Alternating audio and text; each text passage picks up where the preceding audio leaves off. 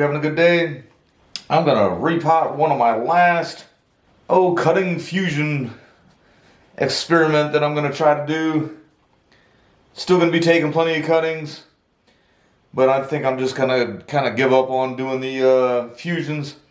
I did start off, I saw a bunch of people document, let me cut this guy off here.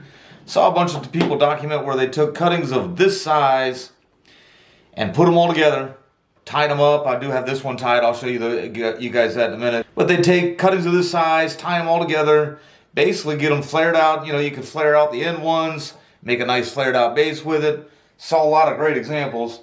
For me, I found out that with this type of Microcarpa, I did buy this labeled as Green Island. I'm not sure if it's Green Island or not. Some people Green Emerald. I've heard Green Mound, all kinds of things.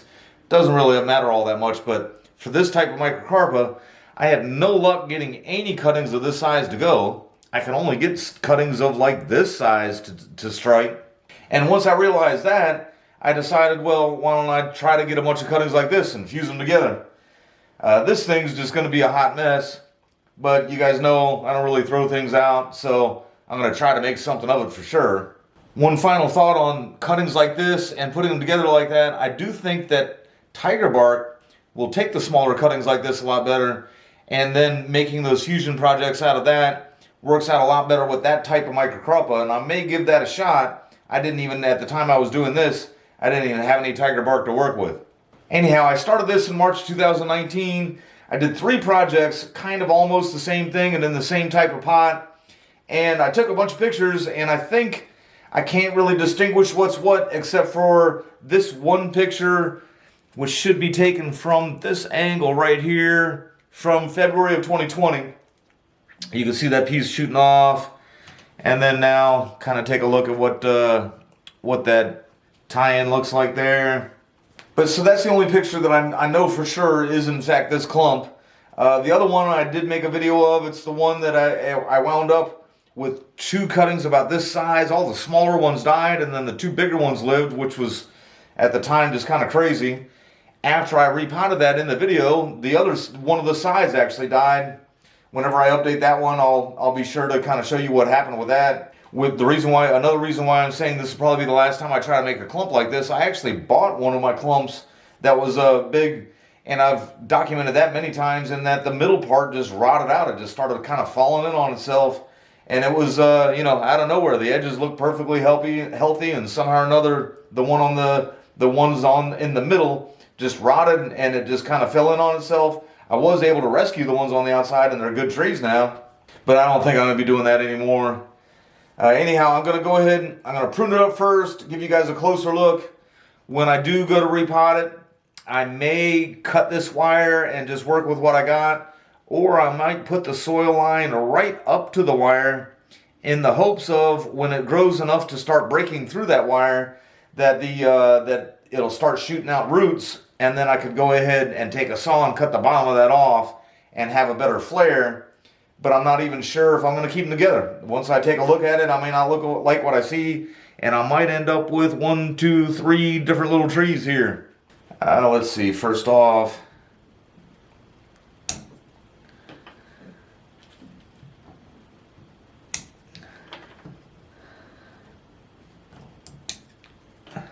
even some of the branches I plan on keeping, I may prune some, but the first thing I really want to do is just kind of get rid of all the ones that I'm definitely not keeping.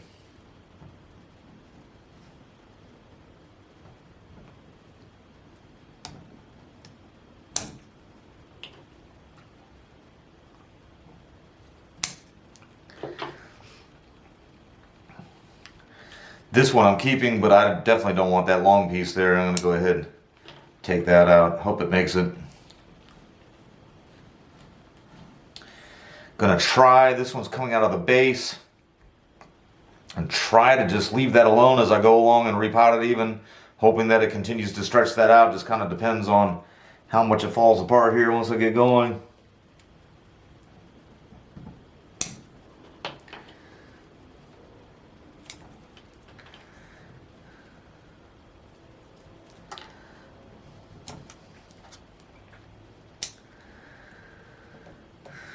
bunch of dieback there, and then a nice little healthy cluster there.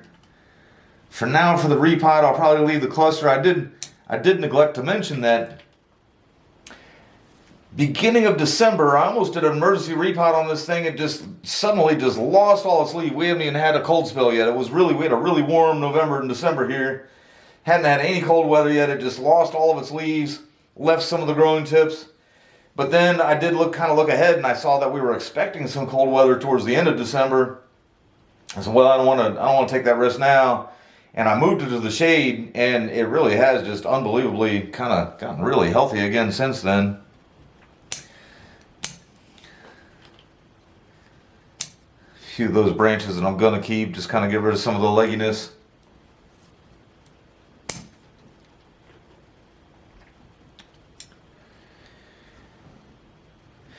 And I think I'm going to try to leave it like that. Try to leave as many of these leaves as possible when I repot it. So that'll keep the momentum going. Lost enough leaves where it should get a little bit of back budding and everything too. Again, some of my thought process here of why I may not even keep them together. First off, I got this big one here. Now, this one would have been a cutting well enough on its own to make a decent little tree out of. But I do remember I stripped the bark on some of the inside pieces and hoping that they would fuse together better. So then this piece has growth coming out that way. Of course, I just pruned all that off, but that had healthy growth coming out that way. I did leave that there. But this piece here never did sprout anything. Had it sprouted right here, I think that would have fused better. But instead, it's just got like a little algae going in there. And it doesn't look great. I'm even thinking that if I were to cut that wire, it might even all just fall apart. I'm not even sure. And then there's this piece here, which is about maybe the size of one of my fingers, maybe a little bit bigger, a little bit between maybe my finger and a thumb. Again, it had that piece of dieback on there with all kinds of crazy healthy growth on top of that. And again, if it separates it out, that might make a decent tree on its own. It's kind of small right now. This other piece is big enough to, be something, not now, but soon enough. And then that's also where this piece is growing out of the base here. And if I was to separate them and I can successfully leave that on there, that would help a lot with trying to fatten that base up. And then I think the main reason why I may have to separate everything is there is this smaller one. And again, it's almost just the same thing on the one that I tried to save the two on. In that the smaller piece is what rotted out and didn't take, and all the bigger pieces took. Which at that time was just so odd to me, and I guess just now I just know that that's the way these kind of Microcarpa kind of take their cuttings. So now I know. Now, because it's been 4 years and I haven't really done anything to it before I go repotting it, and I don't want to jostle it around a bunch after I repot it. First, there's this nub sticking up here. You guys may not even be able to see it. There's a nub right there. Yeah, you guys should be able to see that.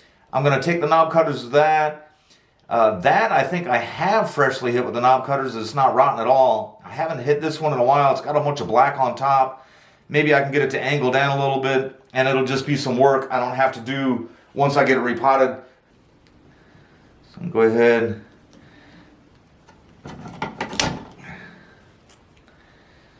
And got that one down to some live tissue there. Again, probably hard for you guys to see with that branch in the way.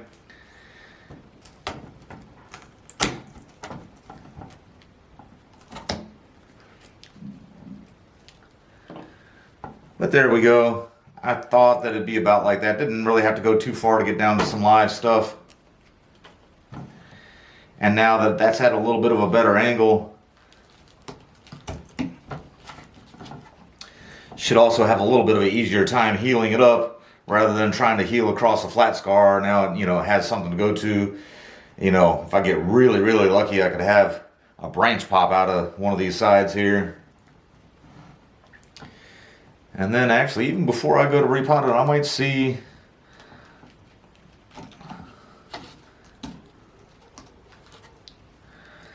there's that one rotted piece broke off right at the tie.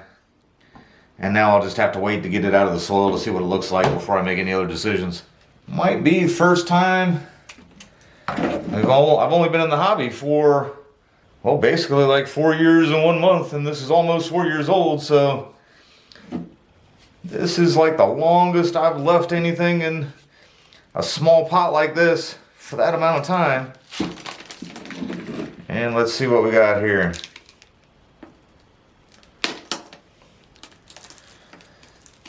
Well, we got a nice solid chunk, that's for sure.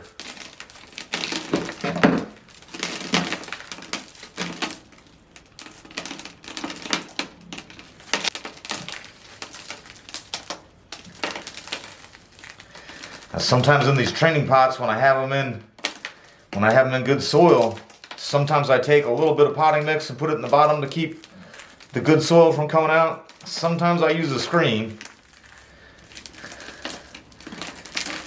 Definitely got to make sure you don't leave a screen in there forever.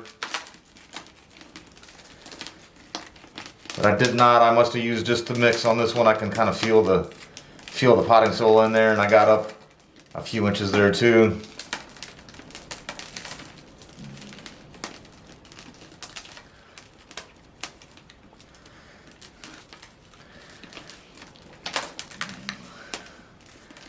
This is when I was still using the mix that they sell with turfus in it. Kind of gets a little bit of a solid feel to it.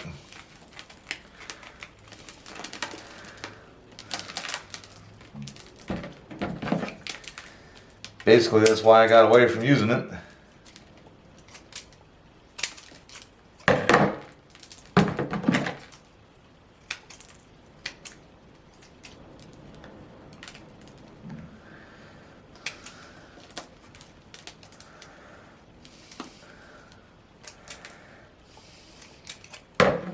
All right, so let's see what we got here. There's the wire I got tied on it. Looks like it's amazing. This piece is the biggest piece. It's not cutting in on that side as much as it is over here. And this is the side that really didn't have the strongest growth. Definitely has a couple clusters of it.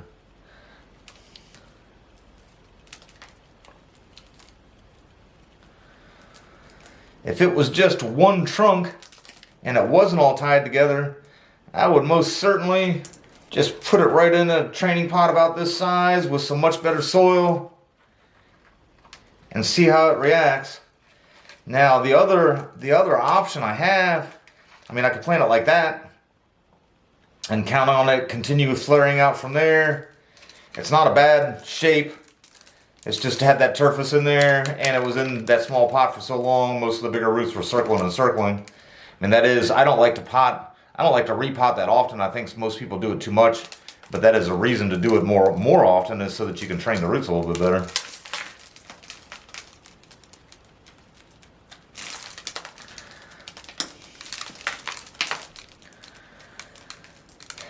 Oh, and that just makes me, it's killing me. The other thing is, I could cut this wire, see how it reacts. If it falls apart in the least, I have one decent sized little cutting to make a tree out of and two smaller ones. Or if it stays fused together, I could go ahead and plant it as if it was just one trunk and see what happens to it. Kind of a mess. I feel like it's never really gonna, if I leave it together, well, I say never, I'd have to leave it grow for a long time before it ever really all meshed together and looked anything all that cohesive. All right, so I took it outside, I washed off, tried to get some of the topsoil and turfus out of it, and I decided I'm gonna leave it together. You know, I did say if I left it together, I'm gonna wind up with kind of an ugly duckling here, but if I separated them, I'm gonna wind up with 3 ugly ducklings. And if you watch my channel long enough, you know that I have a really hard time throwing away anything that's still alive. And I definitely have the 3 pieces in there that are still together. So I don't really want to do that. Now, I also did decide though that if I'm going to keep them together, I'm going to try to keep them together without this wire. If I had the wire on there, perhaps even like a 1/2 inch lower, I think that would be a much better spot to try to have it cut in and make the roots. But even in a few spots here where it is cutting in, it's got a couple roots shooting out of the bottom, but then this one's kind of going right in on that branch there, and there are a couple aerial roots dropping from the branch. Not sure if you guys are going to be able to see that or not, but over here I've got it way high up on that, And I think I can make a decent root flare without having anything all that up high. I'll probably try to get the substrate up to about there without that wire on there.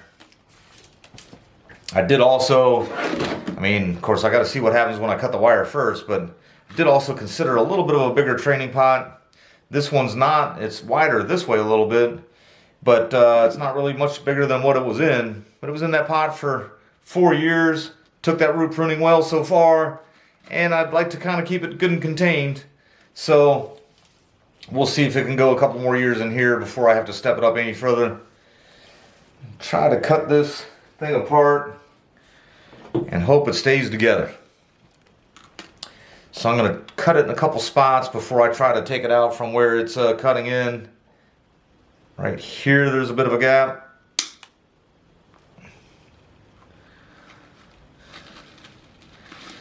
And then right here where I had it kind of twisted together.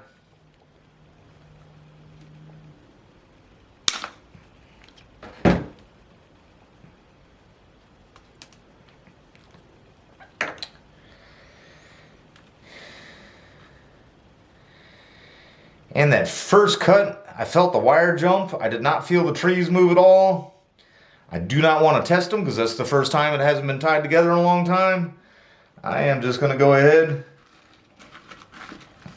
get it planted. I'm not going to worry about a front or anything like that right now. I just want to get it in here.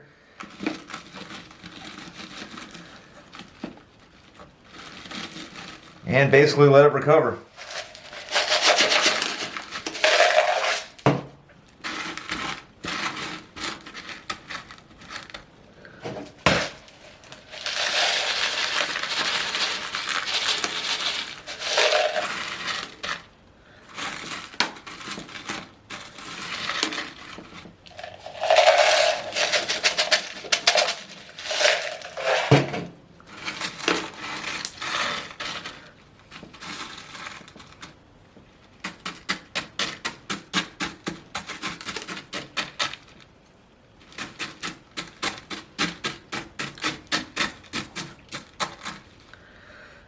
Alright, so I just, while I was off camera there for a second, I kind of, when I had it outside and washed it off, I tried to see if I couldn't pick apart any of that one that rotted.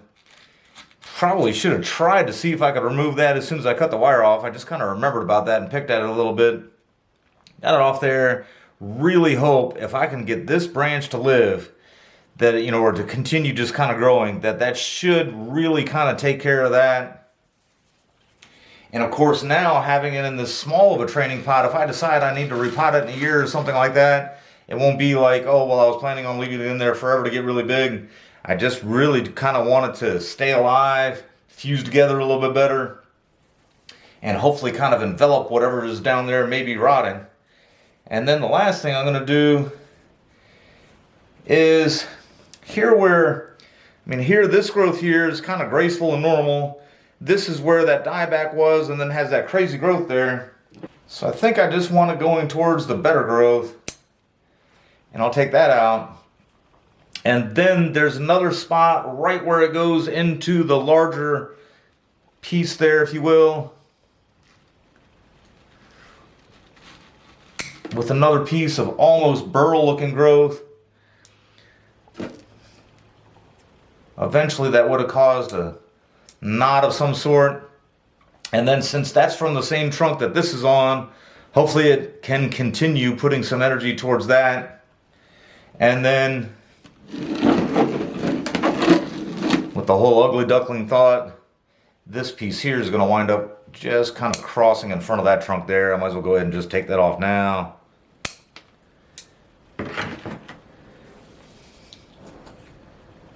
And we'll see all those pieces look.